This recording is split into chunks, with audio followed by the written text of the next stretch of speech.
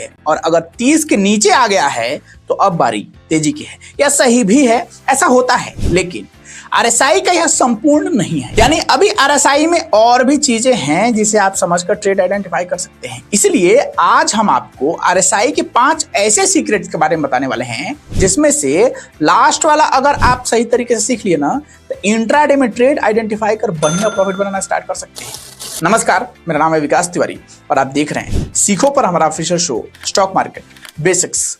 जिन 5 secrets के बारे में आज मैं आपको सिखाने वाला हूं उसमें पहला यह है कि आपको आरएसआई के 40 और 20 के वैल्यू को समझना हो। और ये समझना कैसे है कि अगर आपको दिखे कि पिछले कुछ समय से आरएसआई 40 के ऊपर ट्रेड कर रहा है और वह फिर अचानक से 40 और 20 के बीच में आ जाता है और फिर वह 40 के लेवल को क्रॉस करते हुए बाहर निकलता है, तो ऐसे में आपको ट्रेड के लिए प्लान कर लेना है। यहां देखिए, इस पॉइंट पर अगर आप एंट्री करते हैं तो क्या मस्त प्रॉफिट बनाते हैं। दूसरा, अगर आरएसआई सेम रेंज में दिख रहा है और तब प्राइस में कंटिन्यूअस तेजी है तो समझ लीजिए कि ट्रेंड जो है वो अप ट्रेंड है, पॉजिटिव है। आप छोटा मोटा ट्रेड प्लान कर सकते हैं 1:2 और 1:3 के रिस्क रिवार्ड रेशियो के साथ। थर्ड, अगर आरएसआई के अपोजिट डायरेक्शन में प्राइस चल रहा है जिसे आरएसआई डाइवर्जेंस भी कहते हैं, यानी प्राइस में गिरावट है लेकिन आरएसआई जो है ना वह बुलिश है, तो समझ लीजिए कि कभी ना कभी प्राइस ऊपर की ओर ट्रेंड पकड़ेगी क्योंकि यहाँ जो स्ट्रेंथ है वह स्ट्रॉन्ग है।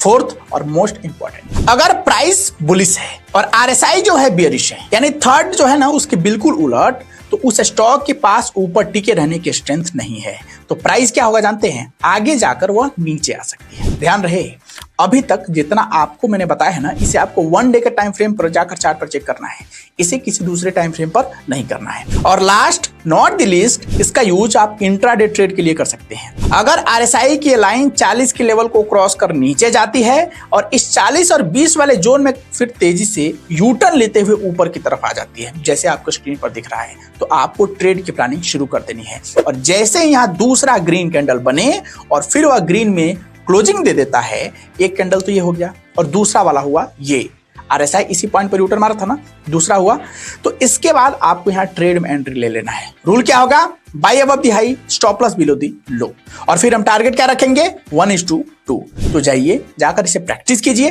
बाकी कोई सवाल हो, कोई कंफ्यूजन हो तो फीडबैक में पूछना मत भूलिएगा। एक साथी लिखते हैं कि सर 15 मिनट